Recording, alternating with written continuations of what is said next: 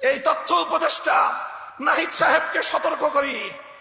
আমি তার দৃষ্টি আকর্ষণ করে বলতে চাই, মামুনুল হককে চিনেন না? আজকে ফ্যাসিবাদ বিলোপ হওয়ার 1.5 মাসের মাথায় আমার বিরুদ্ধে অনলাইনে ফেসবুক কর্তৃপক্ষ সহ ইউটিউব কর্তৃপক্ষ সহ অঘোষিত নিষেধাজ্ঞা জারি করে রেখেছে। আমার নিউজ কভার করে এই পর্যন্ত বাংলাদেশে প্রায় শতাধিক জাতীয় নিউজ পোর্টাল তারা রেস্ট্রিকশনের শিকার হয়েছে। আপনারা ওখানে বিলাসিতা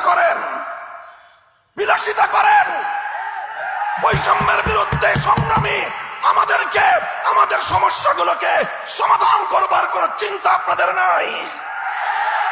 আপনারা উপদেষ্টা পরিষদ রাষ্ট্র পরিচালনা করতে পারবেন না আমাদের সহযোগিতা ছাড়া।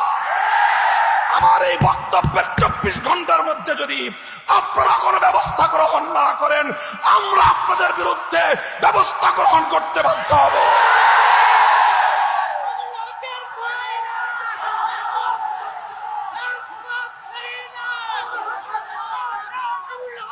সংগ্রামী সাথী ও বন্ধুগণ, আমরা পরিষ্কার ভাষায় বলি, আন্দোলনে ছিলাম আমরা, সংগ্রামে ছিলাম আমরা, রক্ত দিয়েছি আমরা, কারারুদ্ধ হয়েছি আমরা, অন্যায় অপমানের শিকার হয়েছি আমরা, ষড়যন্ত্রের শিকার হয়েছি আমরা, যুদ্ধ করে বিজয়ের রণাঙ্গনেও ছিলাম আমরা।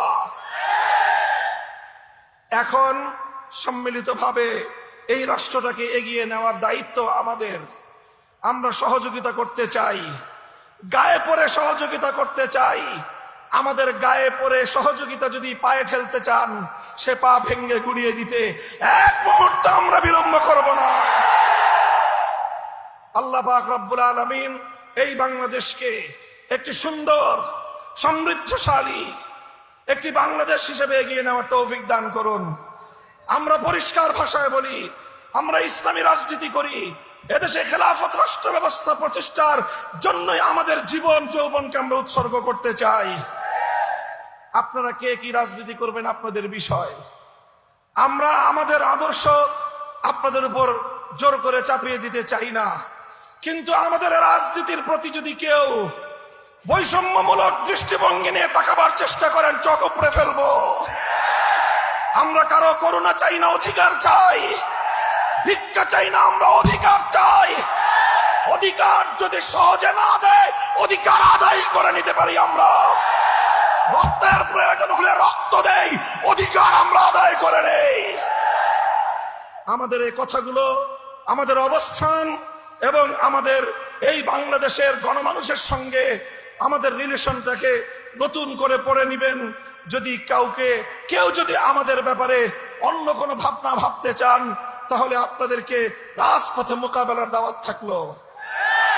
সংগ্রামী সাথী ও বন্ধুগণ, একটি সুন্দর বাংলাদেশ গড়ে উঠুক, বৈষম্যহীন বাংলাদেশ গড়ে উঠুক। আর কোন শিক্ষাঙ্গনে তোফাজ্জলদের মতো আর কোন মানুষকে যেন এভাবে বিচার বহির্ভূত হত্যাকাণ্ডের শিকার হতে না হয়। সকল বিচার বহির্ভূত হত্যাকাণ্ডগুলোকে তদন্তপূর্বক প্রকৃত দোষীদের বিরুদ্ধে ব্যবস্থা গ্রহণের দাবি জানিয়ে একটি সুন্দর, সুশৃঙ্খল, উপনিবেশহীন, উপনিবেশবাদহীন, উপনিবেশবাদ মুক্ত, স্বাধীন একটি স্বনির্ভর জাতি গঠনের জন্য যা যা করতে হয় তা করার জন্য আহ্বান এবং তার সহযোগিতার আহ্বান জানিয়ে বক্তব্য শেষ করলাম। নাসরুম মিনাল্লাহি ওয়া ফাতহুন করিব ওয়া আখিরু দাওয়ানা আলহামদুলিল্লাহি রাব্বিল আলামিন। বাংলাদেশ খেলাফত ছাত্র মজলিস জিন্দাবাদ। বাংলাদেশ খেলাফত মজলিস